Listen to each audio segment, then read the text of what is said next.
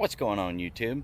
So today we're going to show you real quick how to change this transmission cooler. Little backstory, I was having to do a radiator and noticed that there was a leak on this. It's probably been there for about a year or two.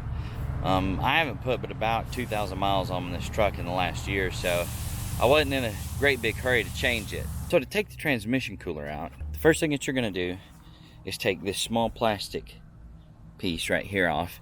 And it was over here. It's just to cover up this area right here. Then you're going to take 4 13mm bolts out of your condenser, and once the condenser's out, you can swing it up and tie it off with that like small wire or whatever. And once you have that done, you got to get your charge air cooler out of the way. Charge air cooler has 2 bolts.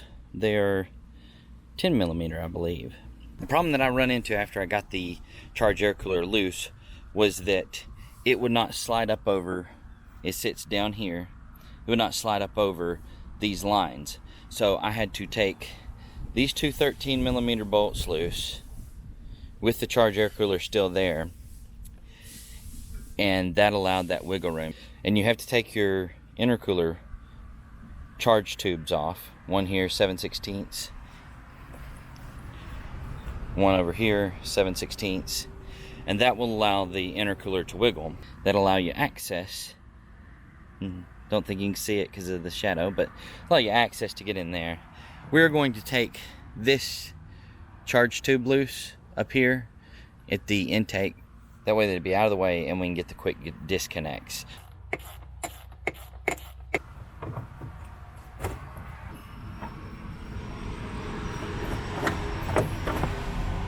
With our charge pipe out of the way, we gain access to these quick disconnects. Okay, so a quick side note. You want to mark your transmission cooler lines. One is the inlet to the cooler and one's the return to the transmission. Here's our quick disconnects. It's a set from Lyle. Pretty reasonable. That almost looks like a 1/2 inch. Could be I'm pretty sure that. Let's try this 1/2 inch because that looks bigger than a 3/8.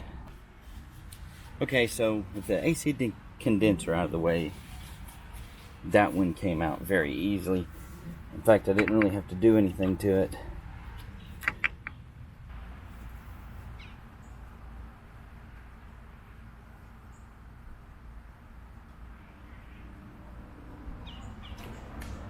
Yeah, that was it. Make sure that the slots on your tool line up. I thought they were, but I don't think I touched on that yet. So anyway, see if I can show you.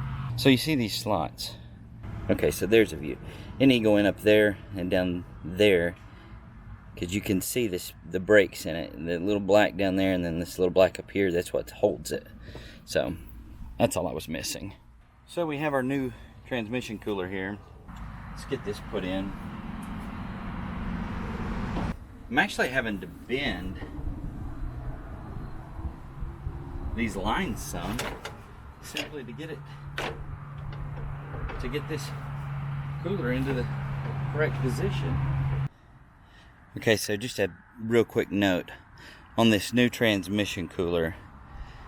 It was really off with the way that these lines were adjusted.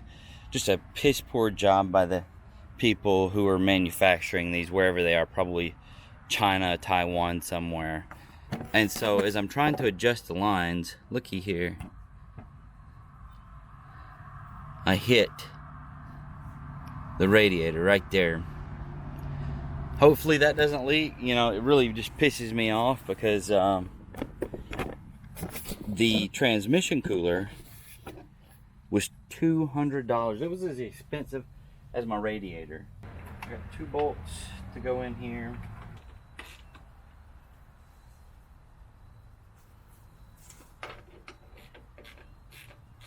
Okay guys, so there you have it on a transmission cooler. It's a really simple job.